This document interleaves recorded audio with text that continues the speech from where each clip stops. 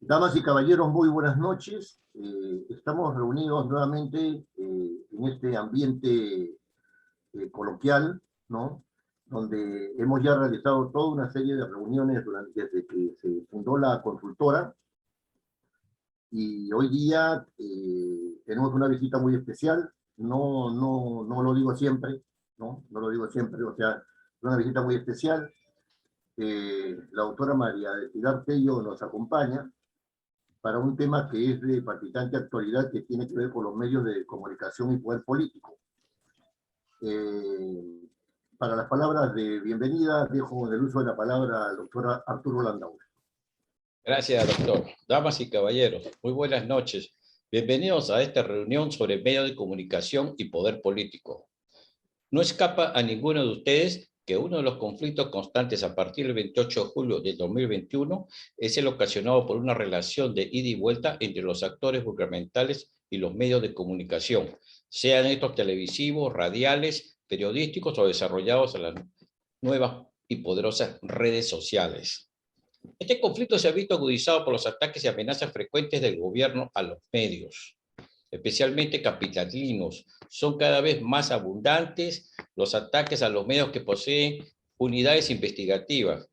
Además, el señor presidente no brinda declaraciones, sino que hace proclamas o realiza actos de autodefensa cada vez que efectúa actos oficiales, en especial en provincias.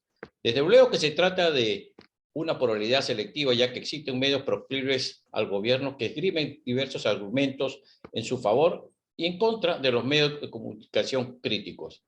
Uno de ellos es el propio Consejo de Ministros, pero que ya se ha descrito que tiene un carácter más profundo. Hay una disputa para ganar la representatividad popular y es que ha sido puesta en tela de juicio porque los medios procuran vehiculizar o manipular el imaginario social y los poderes formales se creen dueños de la representación por su origen ciertamente popular.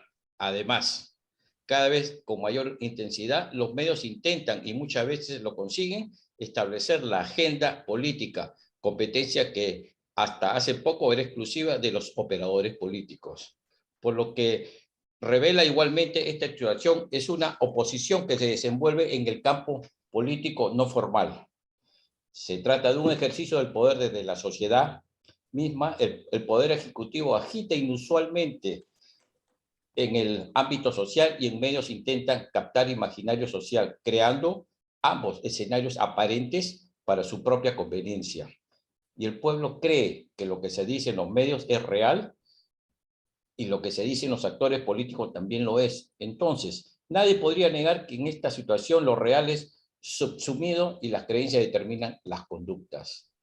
Para estos y otros aspectos de la relación entre medios de comunicación y el poder político, viene a hablarnos con autoridad intelectual la doctora María del Pilar Tello. Su experiencia política, su conocimiento de teoría política y los importantes libros que ha publicado y que va a publicar, le han hecho un referente en este tema, hoy determinante de la situación política que vive el Perú. Soy Arturo Landauer González, gerente general de Oviedo y Landauer Consultores, y nuevamente le doy la más cordial bienvenida a este espacio de apasionado pero sereno debate político e intelectual. Adelante, doctor Oviedo. Gracias, don Arturo.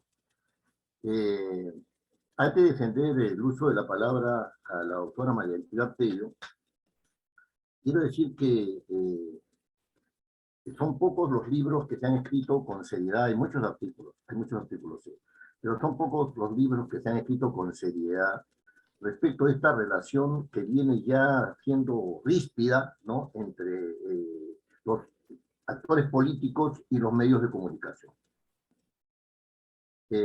Yo solamente quiero, antes de cederle el uso de la palabra a María del Pilar, leer 3 citas de su libro El poder y las sombras, ¿no? Y son citas que ella ha escrito, ¿no?, que las he extraído, ¿no?, de la nota preliminar que ella ha escrito a este libro. Y me da la impresión de que en estos 3 puntos, y este es solamente una impresión, están un poco planteados los temas fundamentales que tienen que ver ahora con el quehacer de esta relación, ¿no es cierto?, tan difícil entre los medios de comunicación.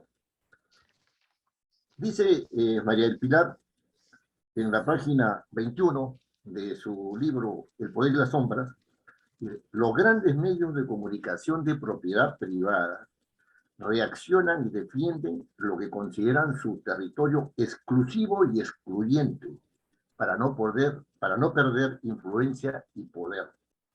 Y lo hacen convirtiéndose en actores políticos, lo que es facilitado por el desprestigio y la debilidad de los partidos políticos. Y esta primera cita, ¿no es cierto?, viene aparejada desde el punto de vista como planteamiento del problema con otra, ¿no?, que es la siguiente. En esta búsqueda, dice ella, debemos rechazar todo control sobre los flujos de información y toda manipulación de la opinión pública que vaya contra el ideal democrático universal. Y este puede venir del poder económico o político y conducir a sistemas autoritarios y totalitarios que utilizan la información orientada y la propaganda comprada para hegemonizar y perpetuarse en el poder.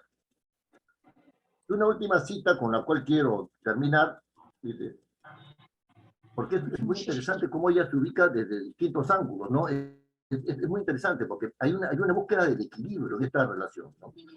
Y dice lo siguiente: si la función de los medios es pedir cuentas al poder político, también hay que hacerlo con el propio poder mediático, que funciona sin contrapoder. En consecuencia, claro, estamos ante una persona que está dedicada a un tema de teoría política, ¿no?, de ciencia política, perdón, de ciencia política, pero que viene desde las canteras del derecho. Porque María del Pilar Tello no solamente es abogada, sino que es doctora en Derecho. Y su relación con los medios de comunicación es una relación de antigua data, o sea, no, su preocupación no es reciente. Esta combinación virtuosa, ¿no es cierto? Esta combinación virtuosa entre derecho, medios de comunicación y ciencia política, es la que ha dado como resultado, pues, una presencia intelectual de María del Pilar Tello en el escenario intelectual del país. Así que para nosotros es un honor tenerla aquí, y la dejo del uso de la palabra. Mil gracias José, mil gracias Arturo, mil gracias por la invitación. Me siento de verdad muy cómoda en esta tribuna, que la percibo seria, que la percibo comprometida con el debate tan escaso que tenemos de los problemas nacionales.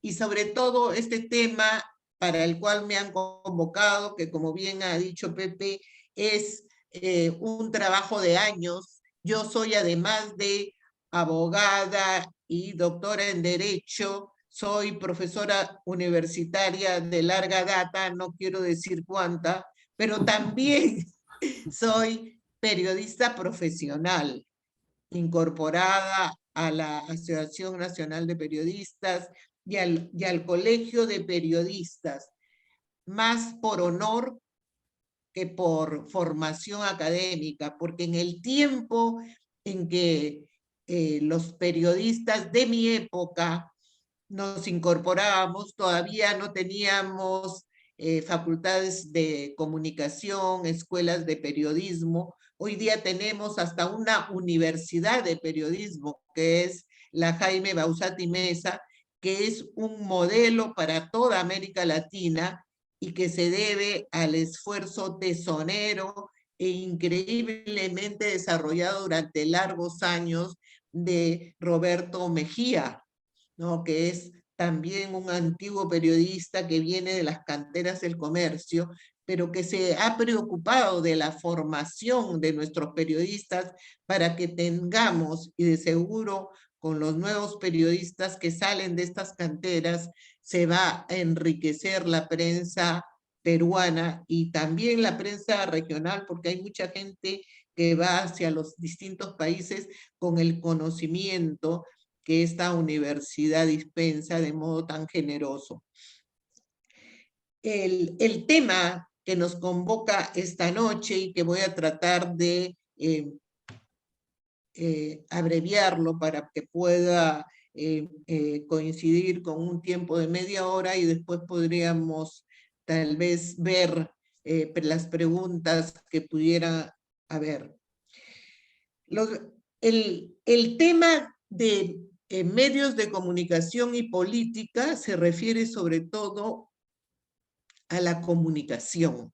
En los últimos años, la ciencia política se ha centrado en esta área que se llama de comunicación política, que debe tener alrededor de 2 décadas, pero en la cual se ha determinado que se ha constituido un espacio donde confluyen las relaciones de poder, donde se determinan las relaciones de poder. Por eso el gran Manuel Castells, este maestro catalán, dice que hay políticos que hacen comunicación y periodistas comunicadores que hacen política. ¿Por qué? Porque en la comunicación hay una llegada directa a la ciudadanía y es la comunicación la que es ahorita el espacio en donde se desarrolla la política, porque ya hemos dejado los famosos mítines y el debilitamiento de los partidos políticos que también recordó José Oviedo, ha propiciado que los medios de comunicación se conviertan en actores políticos y que los políticos recurran también a los medios de comunicación.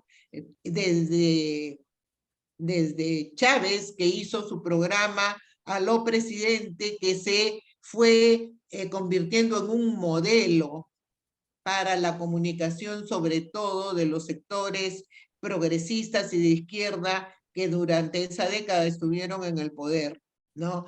Y hicieron de los medios estatales y de los medios públicos una tribuna y un bloque que se confrontaba con el bloque de los medios privados. Había una polarización a la cual yo dediqué el libro que ha mencionado José, El poder y las sombras, hacia el equilibrio político-mediático. ¿Es eso posible, conseguir un equilibrio entre el poder mediático y el poder político? ¿O estamos condenados a que la comunicación y la información que le llega a la ciudadanía esté contaminada por los intereses privados o por los intereses políticos del gobierno de turno? Allí hay un trabajo por hacer de la ciudadanía para realizar una especie de triángulo virtuoso, en que por un lado están los medios privados, por otro lado están los medios gubernamentales, que no son los medios públicos, y después voy a hacer la diferencia, y en otra punta del triángulo está la sociedad, que debía ser mediáticamente empoderada, pero hace 2 décadas eso representaba una gran dificultad, porque poner un canal de televisión, una radio o abrir un medio de prensa resultaba muy costoso para la sociedad. Y en ese momento teníamos solamente una comunicación unidireccional, que era de los grandes medios a la ciudadanía, sin que la ciudadanía pudiera replicar o responder como se da ahora en la comunicación que Internet nos trajo, que es una comunicación bidireccional, en que el emisor va hacia el usuario y el usuario se puede convertir también en emisor para responder, ¿no? O sea, hay una comunicación más dinámica llamada bidireccional. con la Internet se hizo posible el empoderamiento mediático de la sociedad a través de los nuevos medios que la Internet ha hecho posibles, ¿no? Por eso tenemos portales de información, tenemos esta gran televisora universal que es YouTube, que alberga canales de información en donde es posible que cualquier grupo avispado que tiene interés en hacer llegar sus propias posiciones, las tome a través de un canal en YouTube, pero también es posible hacer hasta un canal de televisión en la sala de tu casa, con poco dinero, con pocos recursos, pero que puede ir creciendo como sucedió en España con Fernando Berlín, que hizo un canal que me parece que se llamó Telecable, y que fue creciendo en la medida en que era una tribuna original diferenciada de la de los medios tradicionales.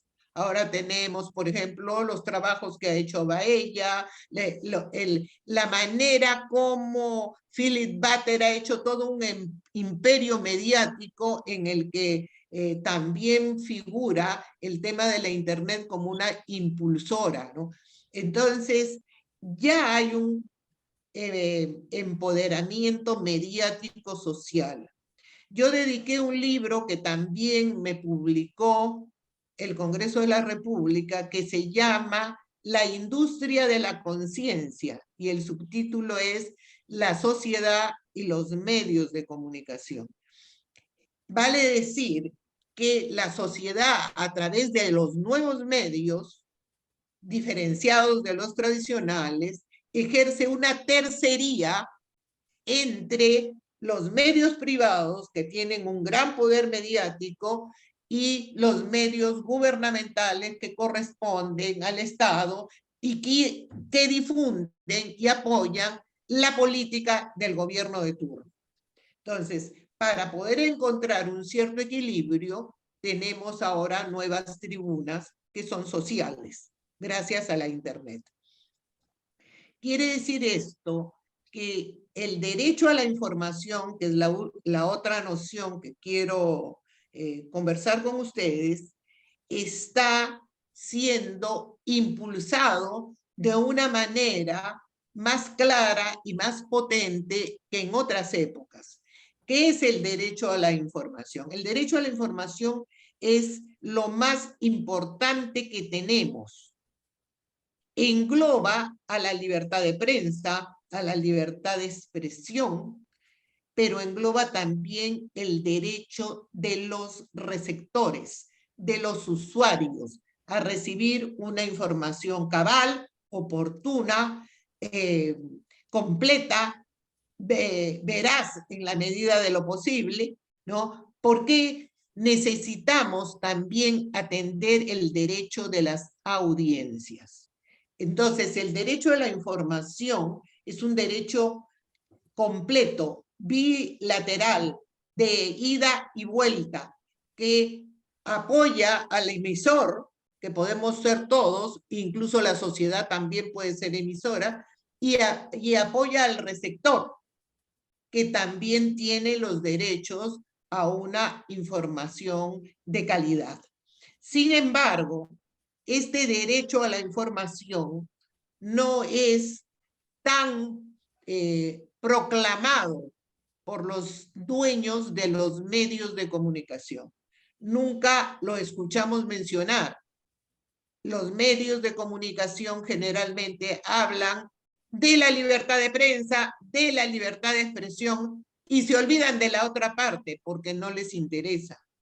El interés de ellos está en protegerse como emisores. Sin embargo, el derecho que debería tener nuestra ciudadanía a una televisión de calidad, por decirlo menos, ¿no es cierto?, es vulnerado permanentemente con la ínfima calidad de la televisión abierta que tenemos, y es que la que alimenta la conciencia de nuestra ciudadanía.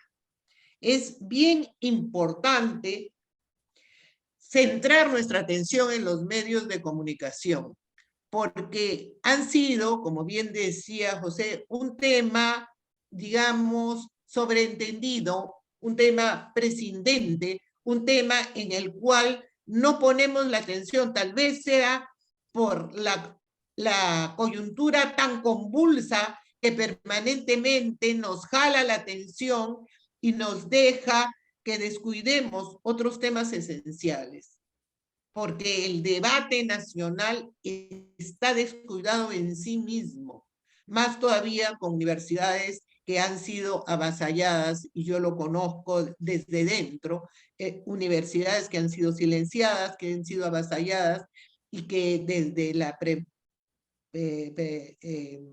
creación de SUNEDU, que estaba dirigida a proteger y a defender la calidad, pero en la misma medida también ha habido dependencia del Poder Ejecutivo y hemos visto que las universidades han dejado de participar en el debate nacional.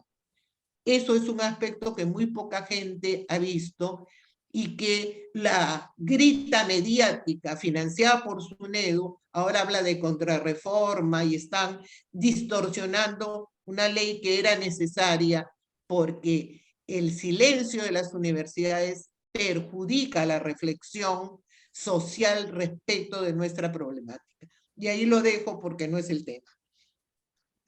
Manuel Castells dice: el poder se construye en la mente de las personas. Esta frase, que para mí es emblemática y que siempre la repito, me da la orientación para desarrollar la importancia de los medios. ¿Quién pone en la mente de las personas las ideas, si no son los medios de comunicación? Y ejercen un poder mediático diferenciado del poder político. ¿De dónde viene el poder mediático? Viene del capital y de las inversiones de los dueños de los medios de comunicación. ¿De dónde viene el poder político? Viene de las urnas, del ejercicio de la soberanía popular. Sin embargo, son dos poderes que funcionan en simultáneo y es muy frecuente que los medios avasallan a los gobiernos, pero siempre se habla de los gobiernos que avasallan a los medios. O sea, siempre tenemos una imagen vendida de que el gran poder sigue siendo el poder político. Pero, como bien lo mencionaba José, los medios tienen un gran poder político y compiten con el Estado en sus diversos poderes, en sus diversos ámbitos. Por ejemplo, con el poder ejecutivo compiten en poner la agenda política, la agenda coyuntural, un fenómeno que se le ha llamado de agenda setting. Ustedes pueden buscarlo y allí va a decir que se refiere a la forma en que los medios de comunicación definen cuáles son los temas del debate, definen la coyuntura y además pueden darse el lujo de hacer caer ministros y funcionarios de Estado, incluso si la cosa va hacia más, podrían hacer caer hasta un presidente. Y lo hemos visto con lo que sucedió con Merino de Lama. Una movilización incentivada desde los medios de comunicación, con chicos universitarios que salieron bajo ese estímulo en plena pandemia y que ni siquiera sabían por qué estaban saliendo. Y después vimos las consecuencias en términos sanitarios de esa movilización que, como digo, fue incentivada mediáticamente. Incluso escuché yo al doctor Huerta de RPP tan promocionado que dijo, no, no hay ningún problema en salir, pueden salir con su precaución de las mascarillas y no va a haber ningún contagio, no se preocupen. ¿Es eso posible? Es decir, que el poder mediático y el poder político tienen el mismo objetivo, llegar a la ciudadanía con ideas que significan poder, que significan trabajar en función de intereses. A mis alumnos yo siempre les digo, la política no se hace de afectos ni de buenas intenciones. Lamentablemente, se hace de intereses. Y tras el poder mediático está el interés de quienes han invertido en esos medios y que son los dueños de la línea política e informativa. No nos engañemos, porque allí la libertad de prensa y de información, el que menos la tiene es el periodista que trabaja para una determinada línea informativa que no es sugerida ni recomendada, es impuesta generalmente. Hicimos un gran evento en tiempos de la presidencia de Luis Iberico en el Congreso, que era un periodista que había llegado al Congreso y después a la presidencia del Congreso. Con César Campos organizamos un evento y allí recuerdo claramente que le preguntaron a Augusto Álvarez Rodríguez, ¿qué hace un periodista que no está de acuerdo con la línea informativa del medio para el que trabaja? Y él dijo, existe la cláusula de conciencia, que no se aplica. Mi recomendación es que busque otro medio. Porque cuando el periodista está en desacuerdo o quiere ejercer rebeldía contra una línea que el dueño está imponiendo, simplemente le dicen, no me sirves, anda a otro medio. Porque es una lucha de ideas y una lucha de poder. En cuanto al poder político, que es el gobierno de turno, también tiene sus medios y tiene sus recursos. Los medios estatales pueden ser medios gubernamentales y medios públicos.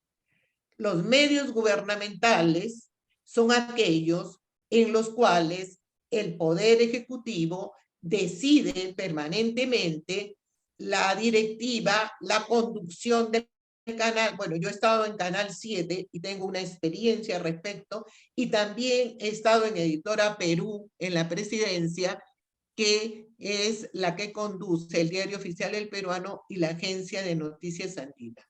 Estuve durante el gobierno de Alan García, durante su segundo gobierno. Y sí puedo decir que hay un inmenso poder, pero felizmente ese gobierno no participaba en imposiciones respecto de la línea editorial.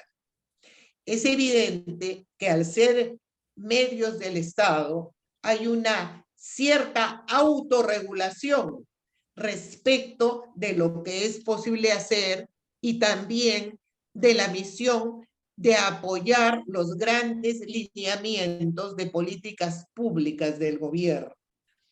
Lo hicimos en Canal 7, lo hicimos también en Canal 7, solamente estuve 2 meses, y lo hicimos también en Editora Perú. Pero hay otro tipo de medios de comunicación que no tenemos en nuestro país, que son los medios públicos. Aquellos como tiene Brasil, como tiene Argentina, como tiene Chile, que son medios cuya directiva está conformada por la sociedad organizada, universidades, sindicatos, colegios profesionales, junto a representantes de los gobiernos. ¿Por qué? Porque se trata de que el medio público represente a la sociedad. no al gobierno de turno, pero sí al interés del Estado como nación. Esa es la idea del medio público. Yo les decía a mis alumnos, antes de la Internet, les decía, la necesidad de un medio público en el Perú debe ser la bandera de los jóvenes que conocen la problemática. Porque necesitamos equilibrio en la información, porque necesitamos que muchas voces que son acalladas puedan actuar, puedan activarse dentro de un debate que solamente tiene como alternativa la violencia en las calles. Entonces, un medio público que diera voz a los que no tienen voz sería muy importante en nuestro país. Cierro el paréntesis. ¿Por qué es que vivimos una confrontación permanente? Ahora quiero ir al otro elemento que decía del poder político de turno, que es la publicidad del Estado. Esa es una asignatura pendiente en todo el mundo, no es un problema de nuestro país.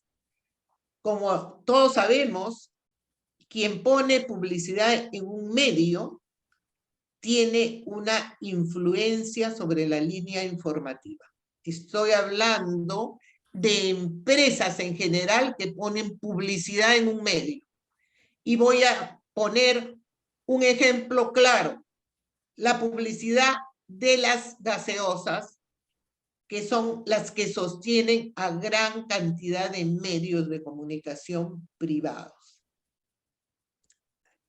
¿Han escuchado ustedes alguna vez en un medio de comunicación o visto en un medio de prensa, radio o televisión un artículo que señale la toxicidad de las aguas gaseosas y cómo está generando niños diabéticos en los pueblos jóvenes que tienen obesidad y anemia?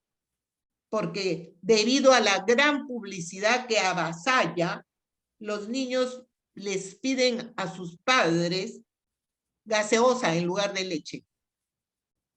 Y los padres se lo dan. Y entonces son niños diabéticos, porque eso es lo que genera la gaseosa. Y en ningún medio de comunicación se puede acoger un debate de este tipo que debería ser de necesidad social. No es un ejemplo político, pero en lo político tenemos muchísimos ejemplos, conocidos y desconocidos, porque la publicidad del Estado y la publicidad institucional irriga ahora la economía de los medios.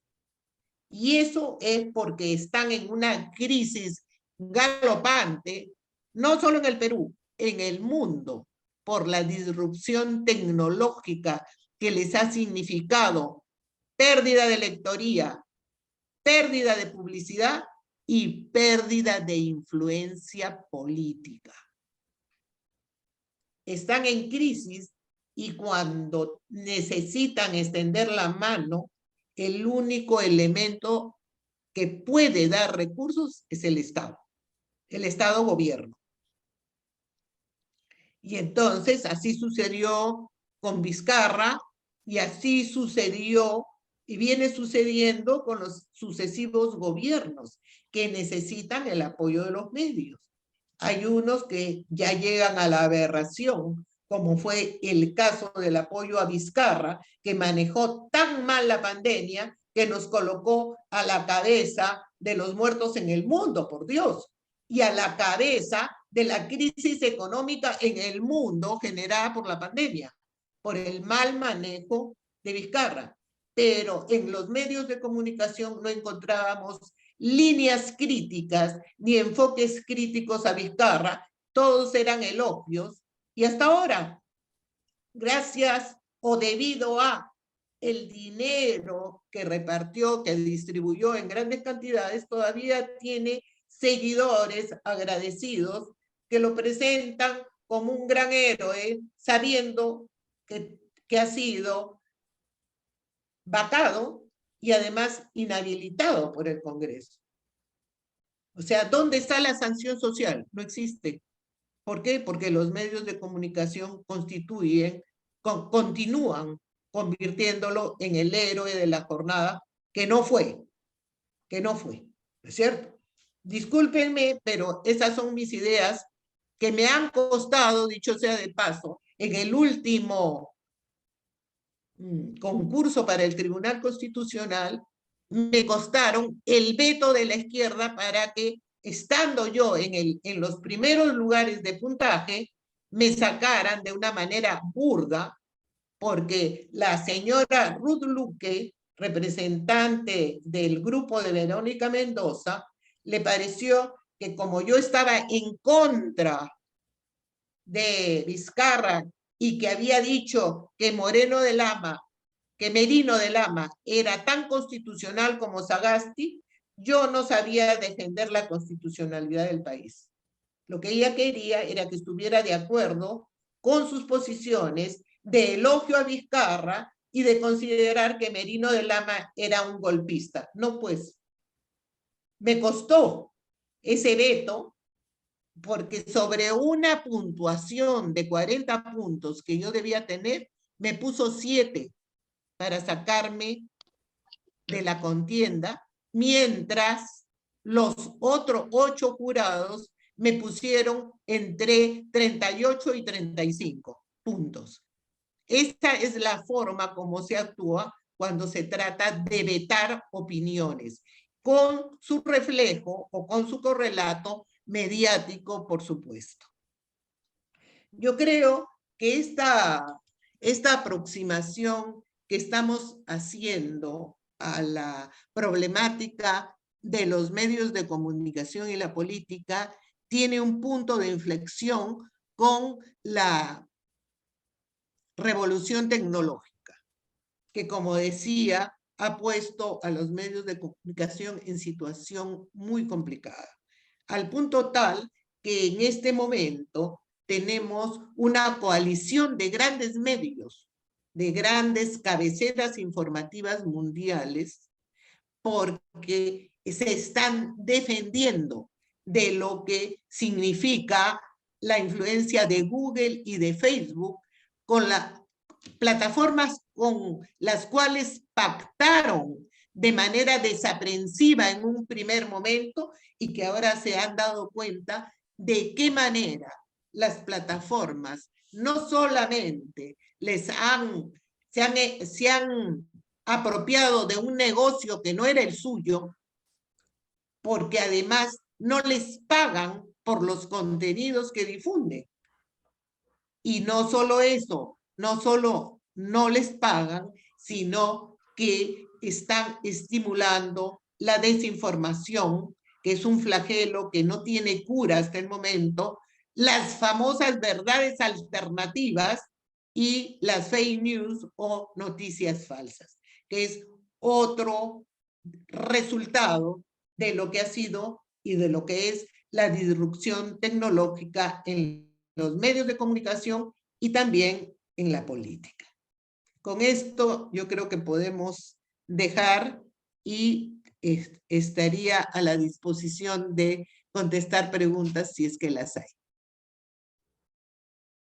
Muchas gracias, doctor Tello. En realidad hay una cantidad de datos que nos llevan a la reflexión, que yo empezaría por plantearle una primera pregunta que me vino rápidamente a la mente después de esta reflexión suya sobre la relación de los medios, el problema económico y las líneas editoriales, ¿no?, de los medios. La pregunta que, digamos que lo que me vino a la mente fue el tema de la representación. Es decir, si los políticos tienen representación derivada del voto popular, ¿no? Así se dice, ¿no? Así se dice, ¿no? Que tiene la representación del voto popular, y eso está legitimado, digamos, por un pensamiento constitucional, ¿no? Los medios de comunicación, al entrar en conflicto, ¿les estarían o no les estarían disputando la representación? Porque si, digamos que planteado así el tema, si llegáramos a la conclusión de que sí hay, entonces resulta que los medios de comunicación están introduciendo un elemento distorsionador, no porque esté mal la distorsión, porque hay distorsiones que son buenas, ¿no? Estarían estableciendo una distorsión de aquello que es auténticamente democrático, que es la representación, ¿no es cierto? Las elecciones se realizan porque es un acto representativo, no se realizan por otra cosa, ¿no? ¿Usted qué opina al respecto?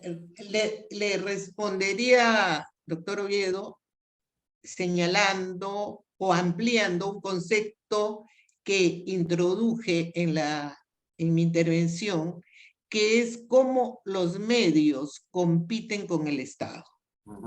Claro. Por ejemplo, el Poder Ejecutivo tiene la competencia de establecer la agenda. Y como ya dije, los medios tienen ese gran poder de poner los puntos sobre los cuales la ciudadanía centra su atención y discute. En cuanto a la representación, esta se concentra en la gran asamblea que es nuestro Congreso. Yo le pregunto a mis alumnos y le podría preguntar a usted, de nuestros 130 congresistas, ¿cuántos conoce usted? Ahora mucho menos. Creo que conozco a 10 o 15. ¿Y por qué los conoce? Porque son personajes televisivos. Exactamente. Por los medios de comunicación. Sí. Exactamente. Entonces, hay una especie de parlamento mediático que no lo elige el pueblo, lo eligen los medios de comunicación. Y por tanto, los dueños de los medios de comunicación en cada régimen va a elegir a 20 o 30 congresistas que son los que siempre van saliendo. Y el resto desapareció de la pantalla. Y allí tiene usted la respuesta a la representación. Hay una representación alternativa que es mediática. Fueron elegidos 130, pero solo conocemos la minoría mediática. Luego, tenemos el Poder Judicial. Ya hablamos del Poder Ejecutivo, del Poder Legislativo, el Poder Judicial. Los famosos juicios mediáticos. Cuando los periodistas nos juntamos, hablamos con humor negro de lo que es la moledora de carne.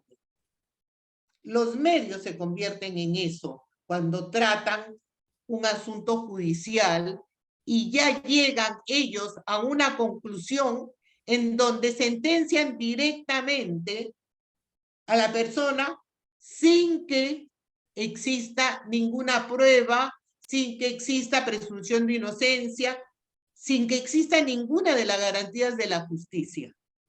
Ellos son la justicia. Quiero traer el ejemplo más clásico de injusticia mediática que se dio con el caso de este chico que cayó en el Colca y que la inculparon a su novia Rosario Ponce. Esa chica mereció cientos de primeras páginas y de noticias abridoras en radio y televisión. La trataron de culpable, de asesina, en todos los medios, al punto que ella no podía salir a la calle porque donde salía le gritaban asesina en las calles. Esa era una sanción que ya había sido impuesta mediáticamente. No se juntaron pruebas, simplemente se estructuraron espectáculos mediáticos que fungían de pruebas, y cuando el proceso se realizó y se culminó señalando la inocencia de Rosario Ponce, se publicó en la página 50 3 líneas. Esa es la justicia mediática o la injusticia mediática. Y los jueces no están dispuestos a pelearse con una definición de justicia que ya han realizado los medios. Y quiero traer aquí un capítulo que a mí me parece sumamente ingrato, que fue el cargamontón que le hicieron al fiscal Chávarri. Nunca le probaron nada de lo que le dijeron y lo convirtieron en el enemigo público número 1, solo porque había anunciado que tenía pruebas contra Vizcarra, pruebas que nunca presentó, dicho sea de paso. Y sin embargo, lo satanizaron en primeras páginas y lo perseguían como el enemigo público número 1. Un hombre que había tenido una carrera intachable de fiscal en toda su... ¿Cuál fue su gran pecado? Enfrentarse solo oralmente, verbalmente, a Vizcarra. Pero Vizcarra, por supuesto, con la gran cola de paja que tiene, supongo que no quería verlo entre sus enemigos y lo destruyó, no política, mediáticamente. ¿No es cierto?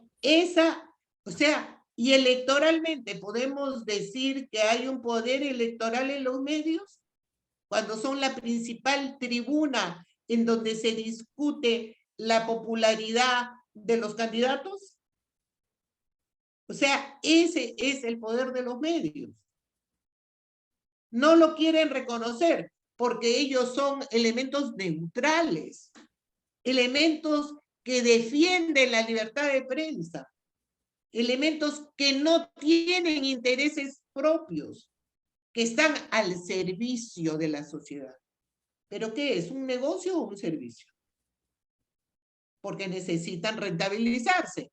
Y en el negocio no hay ningún escrúpulo de tipo político, y lo que es peor, todos los poderes deben tener sus límites y sus contrapesos. El poder mediático no lo tiene, porque no acepta la regulación. Toda regulación aquí y en el mundo es mal vista por los medios y no aceptada, rechazada. En Inglaterra, en Estados Unidos, aquí en toda América Latina y más en los países pobres. La prensa es un poder sin contrapoder, a diferencia del poder político que encuentra contrapoderes en el poder judicial, en el Congreso. La prensa no tiene ni regulación ni contrapoder. Es la autorregulación que alguien de nosotros podría creer ingenuamente que funciona. Yo creo que no funciona. Y allí está. ¿Dónde estaba la regulación cuando le destrozaron la vida a Rosario Ponce? ¿Dónde estaba la autorregulación? Claro, y también, a ver, digamos, desde ese punto de vista, ¿cómo se explicaría, por ejemplo, actitudes como las que estamos viviendo ahora, respecto de la prensa, ¿no? Respecto a la prensa. O sea, hay quienes están en la prensa, instalados ahí en sus emisoras, ¿no es cierto? Sean radiales, televisivas, lo que lo pueden, ¿no?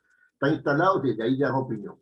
Y hay un grupo, ¿no es cierto?, afuera, callado, respecto de eso, bajando, opinando a sotoboche, ¿no es cierto? Y otro grupo que dice que eso es una prensa basura.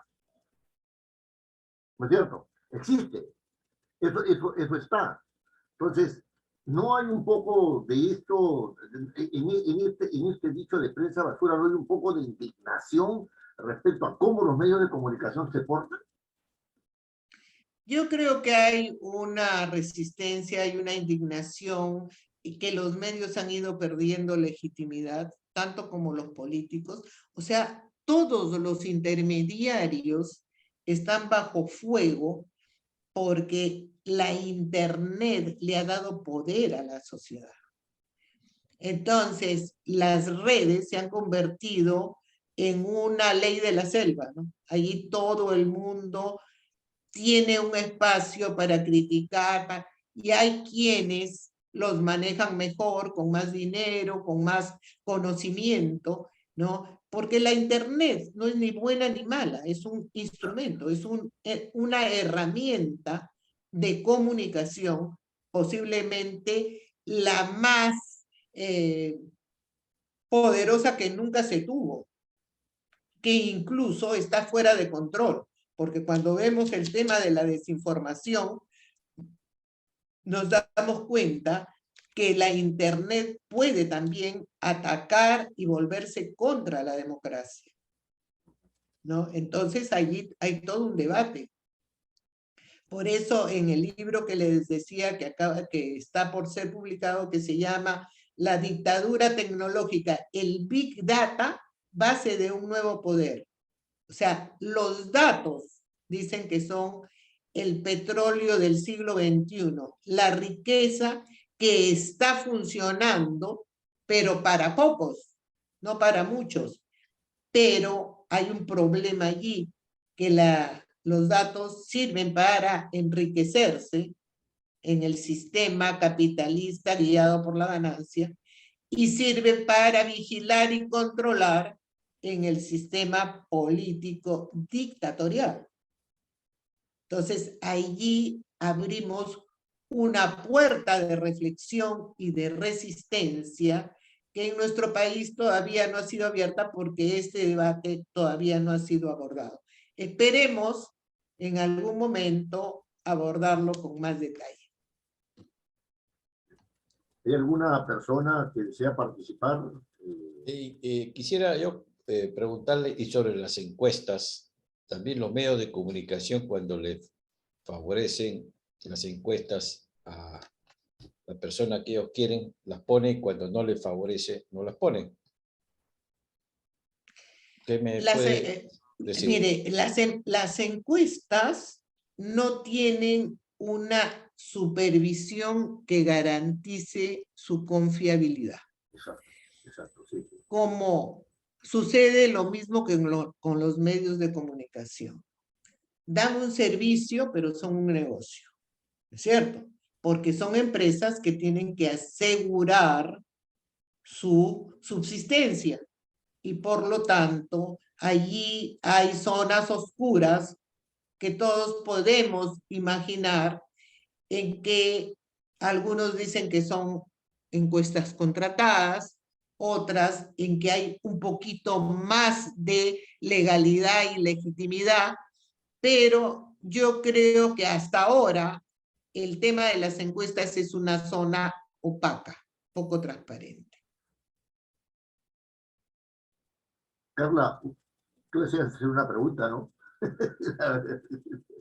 Sí, ¿qué tal? Buenas noches, doctora, buenas noches, doctores. Un gusto estar con ustedes, escucharlos, siempre conversar. Para mí es un placer, ¿no? Doctora, estoy de acuerdo con lo que usted señalaba sobre el poder de los medios de comunicación, que de repente no tienen contrapeso. Pero por el otro lado pensaba que sí existe ahora esta capacidad que nosotros tenemos de buscar nuestra propia información y no necesariamente quedarnos con lo que nos dice cierto medio de comunicación o ciertas tendencias, ¿no? Ahora, claro, es difícil porque también hay que educar a la sociedad en general para que busque su propia forma de información, de informarse, ¿no?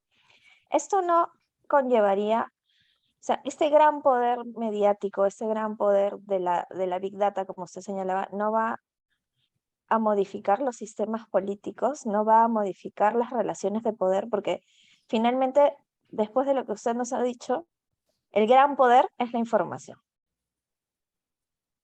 Es el poder que no tiene contrapesos. Entonces, esto no nos está obligando a cambiar nuestras formas de hacer política y de construir el sistema político en general.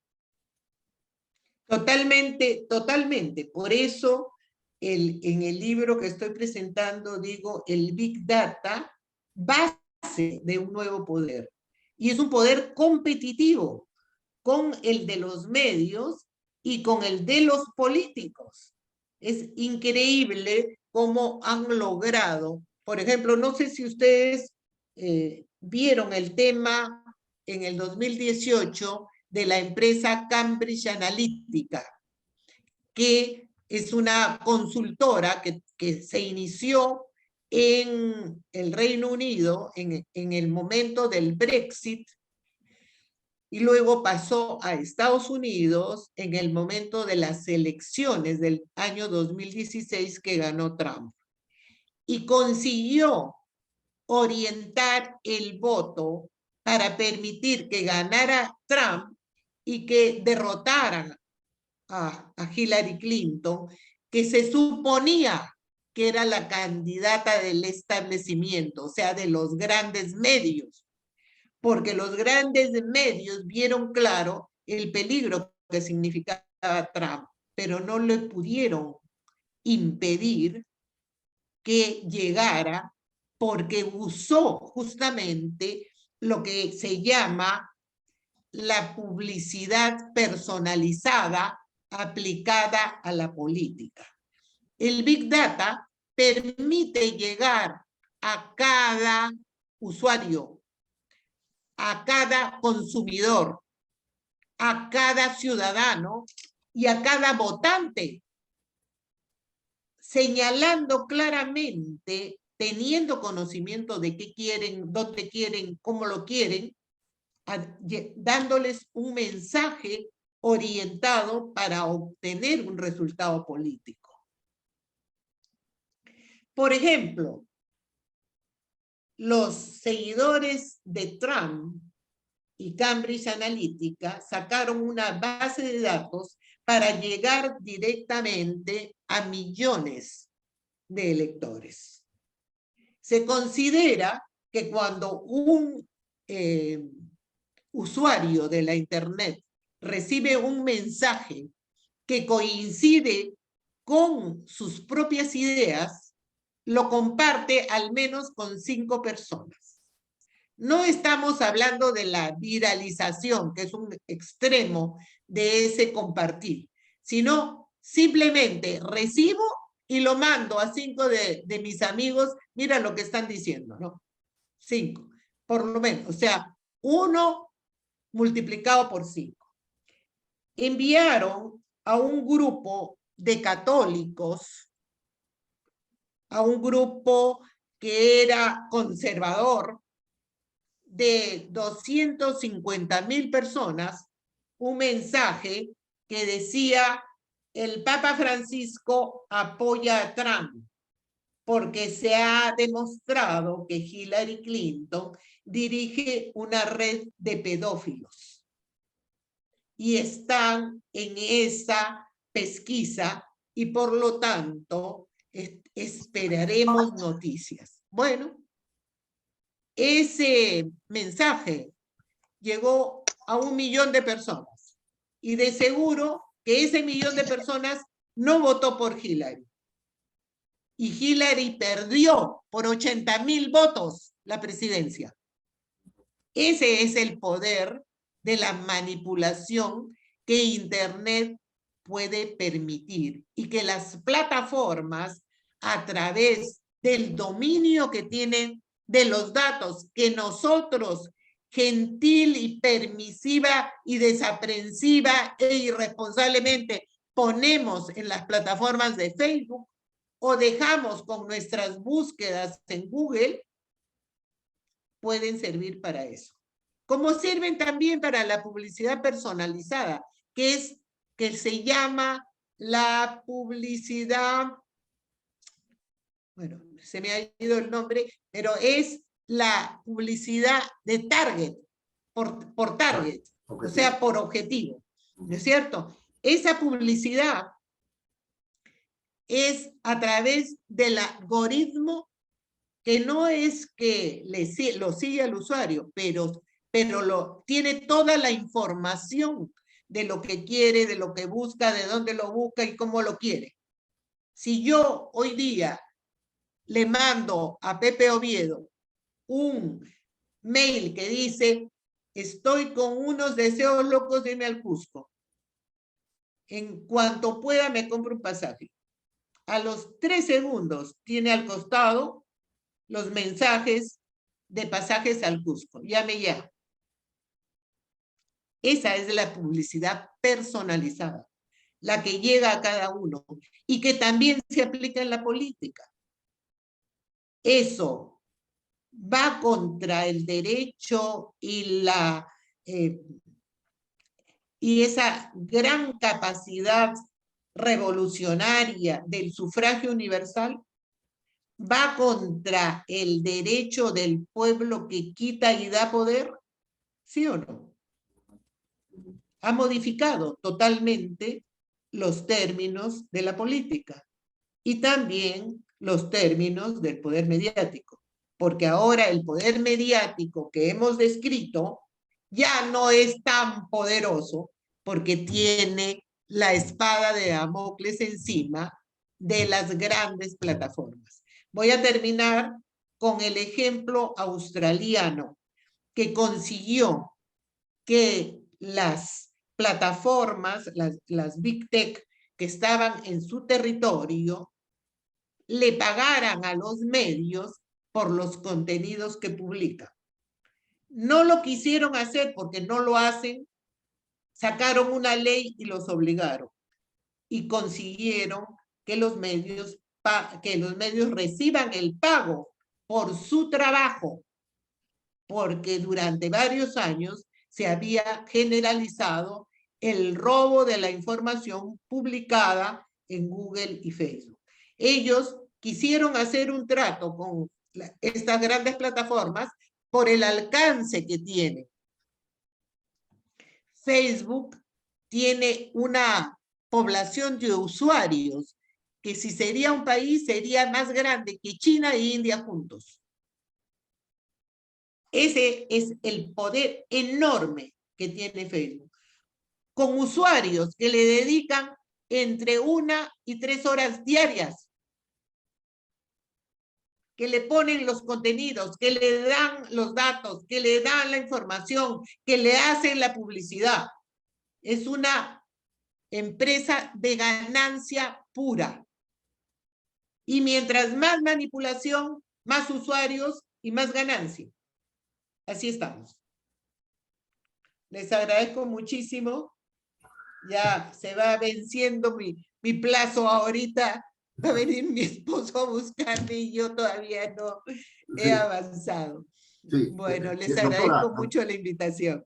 Sí, doctora, solamente quería, antes de cerrar, digamos, quería preguntarle, usted ha tratado muy bien en uno de sus libros el caso de Berlusconi, ¿no? Hasta un dueño de medios de Sí, comunicación, claro, etcétera, etcétera, claro, ¿no? Dueño de medios de comunicación en Italia, etcétera. La pregunta es, muy práctica, ¿usted ve a alguien en el Perú que pueda hacer algo como Berlusconi o no? Yo creo que la hora del poder de los grandes grupos mediáticos va pasando. Ese es el tema. Incluso si ustedes se habrán dado cuenta, el tema de la venta del comercio ha estado mucho tiempo sottovoce en todos los escenarios y hasta ahora no se vende. Pero la necesidad está ahí. Clarín, ¿cómo se llama? El grupo Globo de Brasil, el grupo Televisa, el grupo El Comercio en Perú, todos son grupos que han sentido el impacto de la Internet, porque además todos han decidido, incluyendo El Comercio, poner sus ediciones en Facebook, y Facebook no les da la jerarquía que ellos les dan a las informaciones, me refiero, que ellos le dan en su edición gráfica, ¿no es cierto? Quiere decir que una información de un adolescente chiflado tiene el mismo poder, la misma relevancia que un editorial del Comercio, ¿sí o no? Entonces, el poder mediático del cual hemos hablado se va diluyendo. En manos de estas grandes plataformas que, para terminar, les comento, han formado un gran directorio mundial que le llaman el grupo GAFA. Google, Facebook, Amazon, Apple y Microsoft.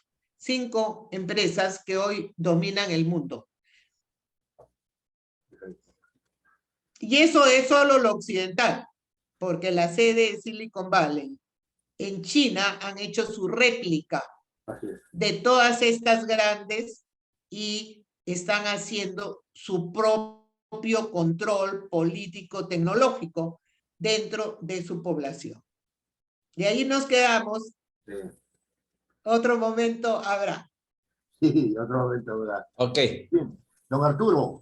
Ok, agradezco a la doctora María del Pilar Tello por su excelente conferencia que nos ha dejado pues con un conocimiento más amplio de los medios de comunicación y nos has hecho que tengamos el deseo de poder comprar su libro para poder conocer mejor cómo es Sí, que medios de comunicación están afectando a todos nosotros. Muchas gracias por su participación, doctora, y gracias a los participantes. Que tengan buenas noches. Mil buenas noches. gracias. Muchas gracias, María Será Pilar. hasta otra oportunidad. Muchos Sí. éxitos con la consultora. Muchas gracias, María Pilar.